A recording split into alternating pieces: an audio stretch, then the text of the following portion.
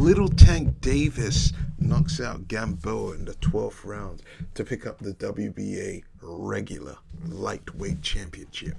Ladies and gentlemen, you're watching Remstar Says So.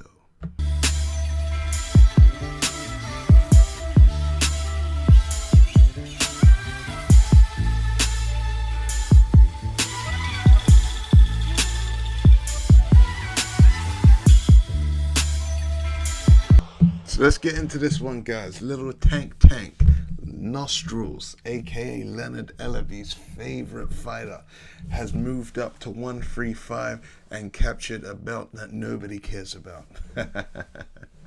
Okay, so Little Tank Davis, Gervonta, he went and fought Gamboa last night for the WBA regular title in a fight that Tank Davis moved up in weight to see if he can get some more attention, because nothing weren't really happening for him down at 130 pounds.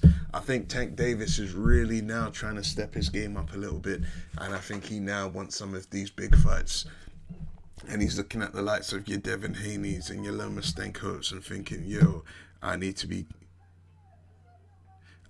getting part of these fight action. So what did he do? He stepped up and fought Gamboa. It's a bit strange because, I thought if you're a champion, you usually get to move up in weight and fight the champion straight away.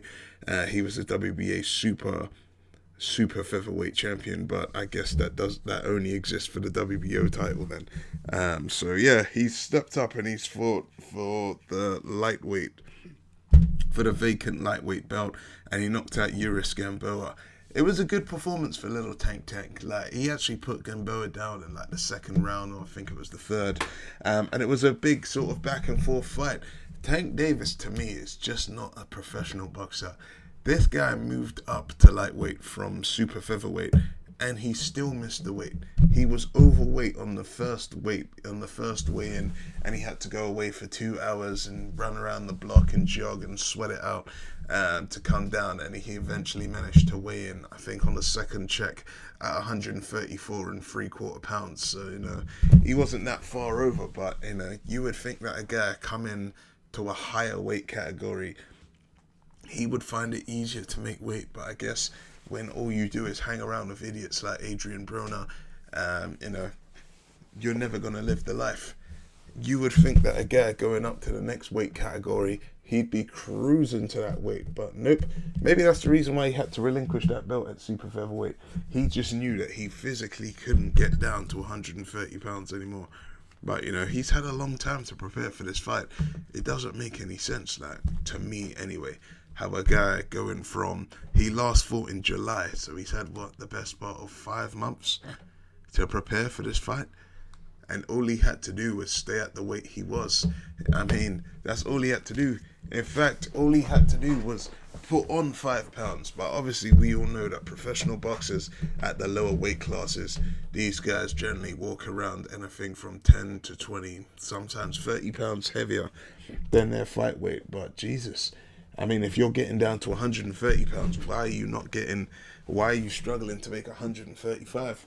Or maybe he just thought that because he had an extra 5 pounds to play with, maybe he could fuck about a bit more. But, he checked in, he made weight, and the fight was a great fight, back and forth. I mean, for Tank Davis, I think that if he was in better physical condition, one thing you might have seen is maybe the knockout comes sooner. I mean, I know he knocked him out, but it was in the 12th round. And I think part of that knockout came to the fact that Gamboa's conditioning was just gone. Like, let's not forget, Gamboa I believe he's 38 years old. And he's been around the block for a very long time, if you know what I mean. There we go. He's just turned 38. He's had 33 fights and he's lost 3 times. Like, this man has been knocked out. I understand he is an Olympic gold medalist. And he has a stellar sort of pedigree, but at the same time, Jesus, he's just not the man he was. He's definitely not the man who got knocked out by Terence Crawford all those years ago. And I just think that Tank Davis just really needs to step his game up. He's now come up to a higher weight class, and he's really gonna need to get himself serious if he wants to be considered as somebody to mess around with in this division. Obviously, he's going to be eyeing up a Lomachenko fight, but I just don't know how realistic that is. Is Floyd Mayweather going to put some money in? Is Al Heyman going to take over? Is the PBC and Top Rank going to work together again? I understand they're working together for Fury versus Wilder, but on that occasion, the money's just too good that they just can't turn it down. I don't think that this fight is going to draw in anywhere near those sort of money that Fury versus Wilder is. So why would Bob Arum and Al Heyman want to work together again? We already know the sort of checkered relationship between the two of them, because we know that they can't, well, we know Bob Arum can't stand Al Heyman.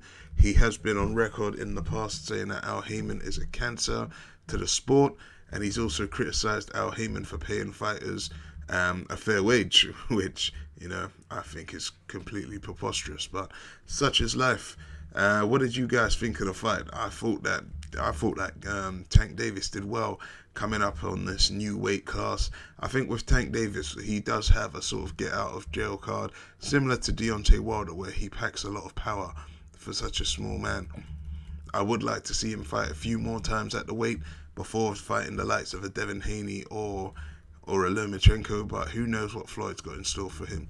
I know that he's on some sort of co-promotional deal with the PBC and Floyd Mayweather, so time will tell. But you know, I do like Tank. I think that he's an exciting fighter. I just think that he hangs around with the wrong people, especially people like Adrian Broner. I think Adrian Broner has the wrong effect on a lot of people, and I think that's the main reason why somebody like Floyd Mayweather was quick to distance himself from Broner.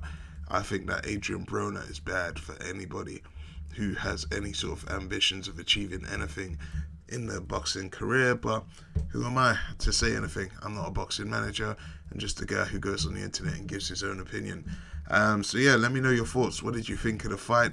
Do you think that Tank Davis can become a proper world champion at 135 pounds?